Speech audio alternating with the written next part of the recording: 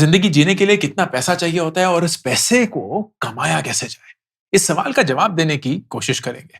थोड़ा लंबा वीडियो होगा, 2 हिस्सों में होगा, बहुत सारी एक्सेल शीट्स यूज़ करेंगे, बहुत मज़ा आएगा। पहले पार्ट में हम ये कोशिश करेंगे जानने की कि जिस भी उम्र में आप अभी हो, अगर आप अपनी पूरी ज़िंदगी आगे की तरफ देखेंगे, तो उस पूरी ज़िंदगी में जो-जो आप करना चाहते हैं, जो आपकी ज़रूरतें हैं, जो आपकी इच्छाएँ हैं, जो आपको करना चाहिए, आपकी ज़िम्मेदारियाँ हैं, वो सब करने के लिए आपको कितना पैसा आज की डेट में ही चाहिए। एंड देन फिर सवाल कि वो पैसा आप कमा कैसे सकते हैं, व्हिच विल बी पार्ट 2।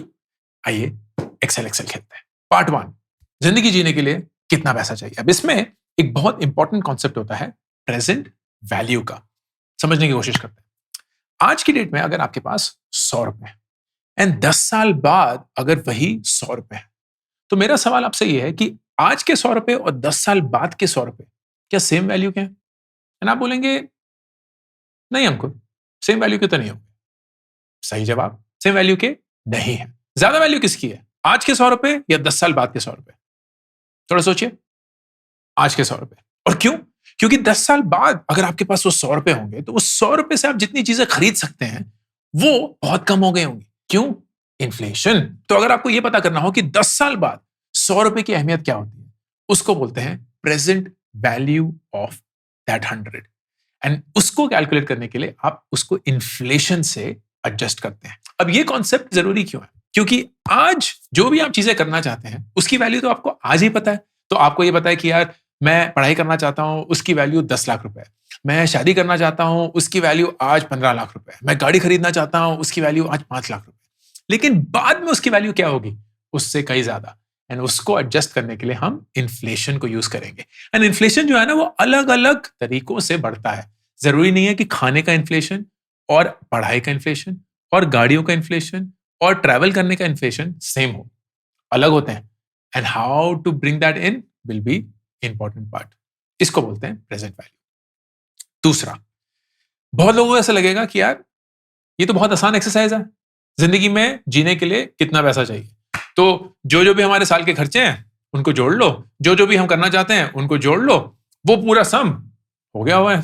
लेकिन अगर ऐसे आप करेंगे ना, तो वो अमाउंट तो बहुत बड़ा हो जाएगा। एंड वो अमाउंट तो शायद आपको जिंदगी में कभी मिल ही नहीं पाएगा। The other way to think about this is कि अगर आपके पास आज 100 रुपए, लेकिन आपकी आज की जरूरत सिर्फ 10 रुपए है, तो आपने वो 100 रुपए इन्वेस्ट कर दिया, उससे कुछ रिटर्न मिला, उस रिटर्न से आपने अपने 10 रुपए का थोड़ा बहुत खर्चा निकाल लिया, शायद 100 रुपए से भी थोड़ा बहुत खर्चा निकालना पड़ गया, एंड आपके पास अब शायद 90 रुपए बच गए। लेकिन वो 90 रुपए अभी भी इन्वेस्टेड है, तो उसका एक रिटर्न मिलेगा, उससे कुछ खर्चा निकलेगा अगले साल का, कुछ 90 रुपए में से खर्चा निकलेगा अगले साल का। दिस वे आपको जो पूरी जिंदगी जीनी है ना, उसके लिए जितना पैसा चाहिए वो काफी कम होगा then the actual sum of it. तो ये दो चीजें आप दिमाग में रखेंगे, present value of things and future value of things.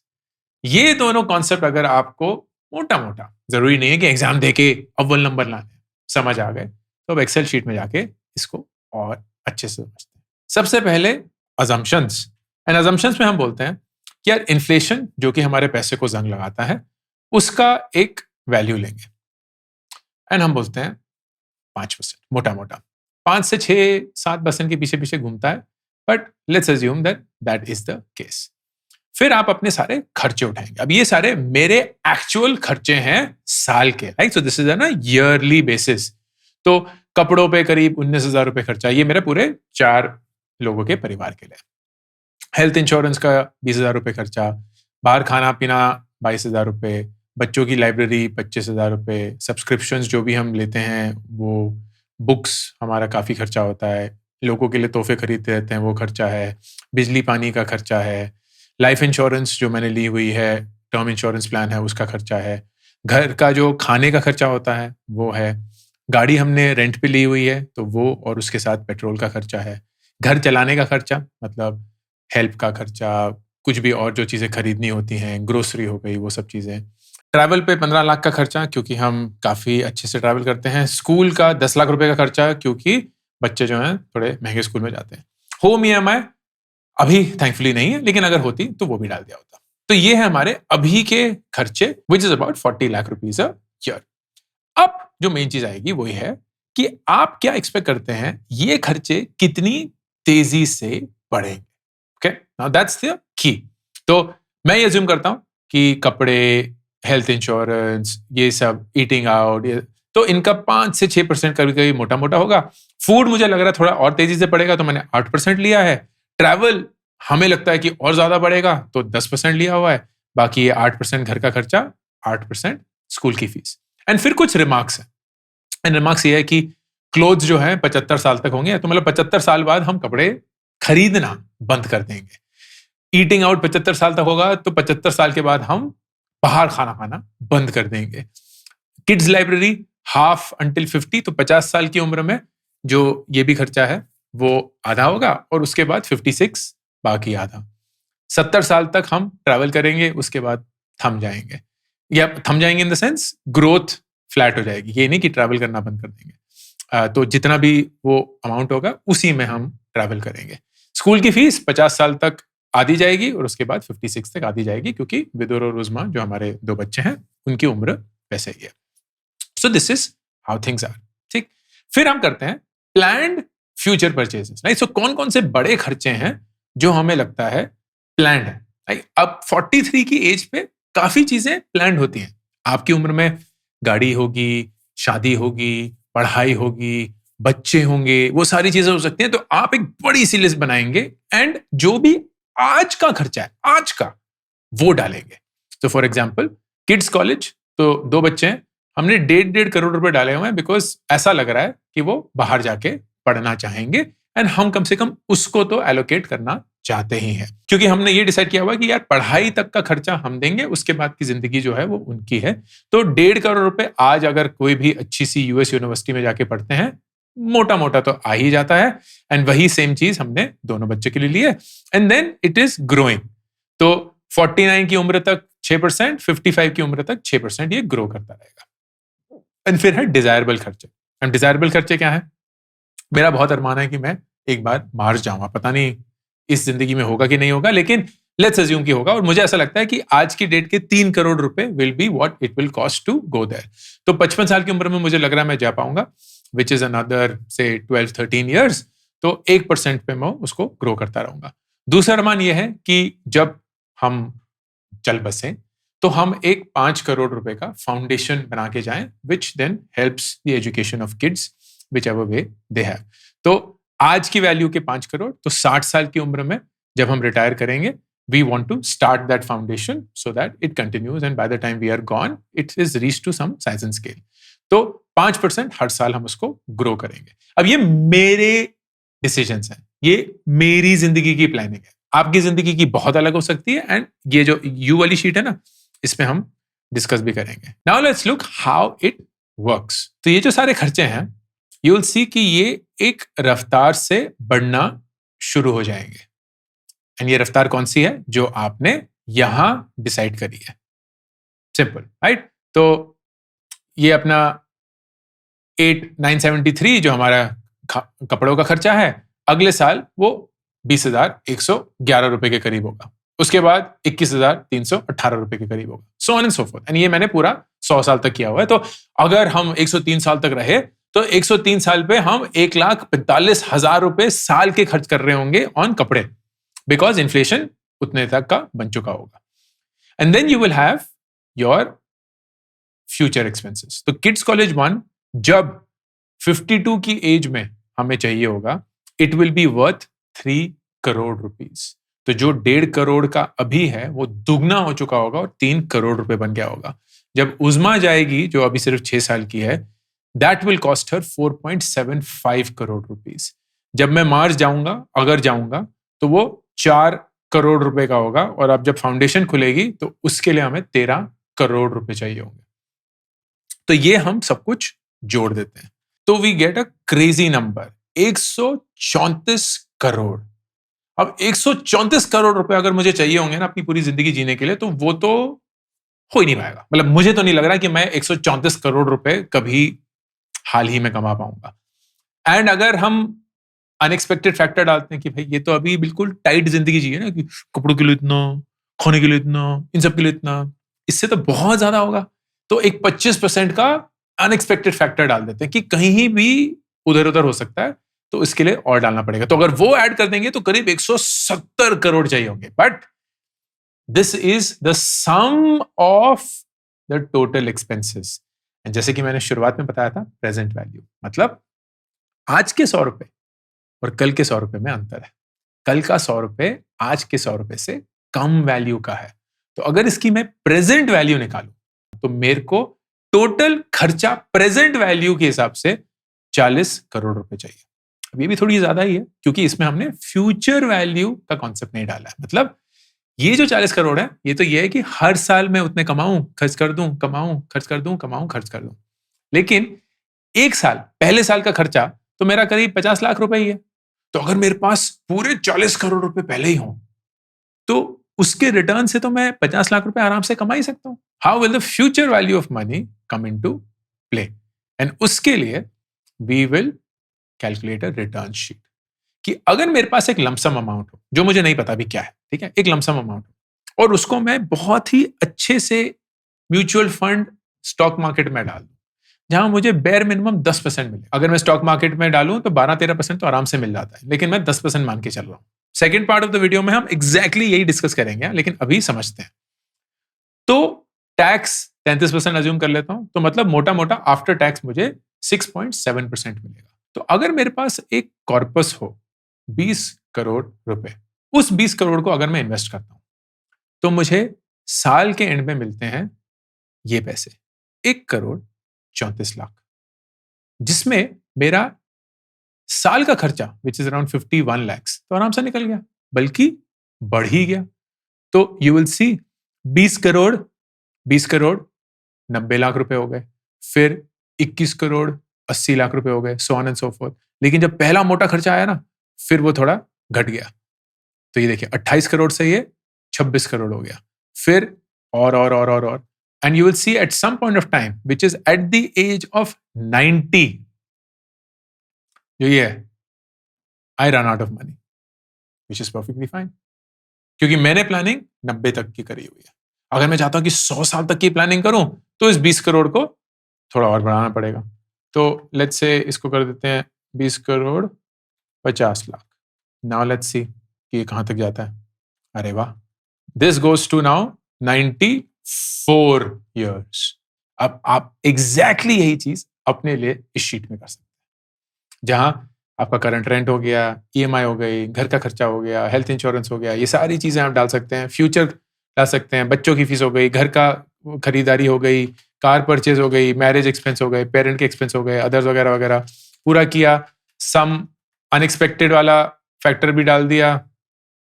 ये सारे जो ग्रीन है ये आप चेंज कर सकते हैं। एंड सेम बिल्कुल यही चलता रहेगा कि जो आपने डाला होगा, जो भी आपका खर्चा है और जो आपने ग्रोथ रेट डाली होगी, उसी के हिसाब से चलेगा। And you will find out कि स्टार्टिंग कैपिटल कितना होना चाहिए for you to have your entire life sorted. तो यहां आप देखेंगे 100 साल तक ये पैसा खत्म हो जाता है for the expenses that they are. ठीक है, ये हो गया पार्ट 1। अब चलते हैं पार्ट 2 में, विच इज कि ये पैसा कमाया कैसे जाए। अब इसके लिए हम एक शीट यूज करेंगे जिसका नाम है how to retire. How to retire में कॉन्सेप्ट है, रिटायरमेंट का डेफिनेशन क्या है। अक्सर लोगों को लगता है रिटायरमेंट का डेफिनेशन है हम काम करना कब बंद करेंगे। मेरे लिए रिटायरमेंट की डेफिनेशन थोड़ी अलग है। मेरे लिए रिटायरमेंट की डेफिनेशन है कि कब आपका इन्वेस्टमेंट का जो टोटल अमाउंट है वो इतना बड़ा हो जाएगा कि आपका हर एक आने वाला खर्चा उसी से निकल सकता है। इन अदर वर्ड्स, आपको और कमाने की जरूरत नहीं है। अगर आप कमाना चाहते हैं, काम करना चाहते हैं, बेइंतहा अच्छे से करिए, कोई लोड नहीं है। लेकिन आप पैसे कमाने के लिए वो काम नहीं कर रहे हैं। आप कर रहे हैं क्योंकि आपको मजा आता है, आप कर रहे हैं क्योंकि आप बिजी रहना चाहते हैं, आप कर रहे हैं क्योंकि कोई और रीजन, जो भी आपका रीजन है, पैसे कमाने के लिए आपको काम नहीं करना है। आपका जो इन्वेस्टमेंट है वो इतना बड़ा हो चुका है कि उसी से आपकी पूरी जिंदगी, आने वाले सारे खर्चे आराम से निकल सकते हैं। लेट्स ट्राई टू अंडरस्टैंड वो कैसे होता है। तो करंट एज हमारी मान लीजिए 25 है एंड हम 40 साल तक उस उम्र तक पहुंचना चाहते हैं। तो 40 साल की उम्र में हम चाहते हैं कि यार हमारे पास इतना धन हो कि हमारी आने वाली पूरी जिंदगी उससे निकल जाए। लमसम अमाउंट हम अभी कितना डाल सकते हैं, एंड मैंने अज्यूम किया है कि हम 1 लाख रुपए डाल सकते हैं। एंड आप मंथली एसआईपी कितनी कर सकते हैं, तो मंथली एसआईपी भी मैंने सोचा है कि 20,000 रुपए से शुरू कर सकते हैं। जो भी आपका अमाउंट है यहां आप डाल सकते हैं, वो आपको डालना होगा and it will give you the answer. ठीक है, एंड आप इस एसआईपी को कितनी ज्यादा बढ़ा सकते हैं, तो मैं बोलता हूं 10% से हम हर साल इस एसआईपी को बढ़ा सकते हैं। मतलब अगर आज हर महीने में 20,000 रुपए की एसआईपी करता हूं, तो अगले साल से मैं 22,000 रुपए की एसआईपी करूंगा, उसके अगले साल से 24,200 की करूंगा, तो हर साल 10-10% बढ़ेगा। अब है कि आप इस एसआईपी को कहां डालते हैं, एंड ये आपके सारे ऑप्शंस हैं। तो आप इसको एफडी में डाल सकते हैं, आप उसको रियल एस्टेट में डाल सकते हैं, आप उसको कॉर्पोरेट बॉन्ड्स में डाल सकते हैं, प्रोविडेंट फंड में डाल सकते हैं, गोल्ड खरीद सकते हैं, निफ्टी 50 का इंडेक्स खरीद सकते हैं जो कि भारत की टॉप 50 कंपनीज हैं, तो उसका म्यूचुअल फंड खरीद सकते हैं।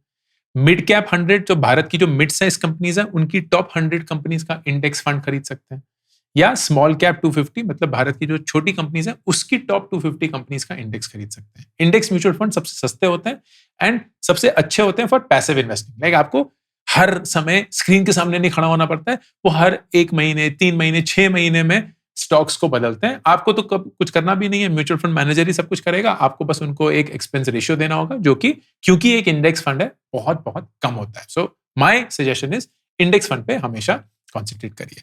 These are the last 10-year returns for all of these assets. तो एफडी ने ऑन एन एवरेज लास्ट 10 साल में 6% दिया है, रियल एस्टेट ने करीब 7%, कॉर्पोरेट बॉन्ड ने 7.5%, ईपीएफ ने करीब 8.4%, गोल्ड ने करीब 10.5%, निफ्टी 50 ने करीब 16%, मिड कैप ने 21% एंड स्मॉल कैप ने करीब 30%। तो अगर आप पूरे का पूरा पैसा निफ्टी 50 में डाल दें जो कि रिलेटिवली सेफ है, आप अज्यूम कर सकते हैं कि मोटा मोटा आपको 15.9% मिलेगा। जरूरी नहीं है कि ये मिलेगा, लेकिन आप अज्यूम कर सकते हैं।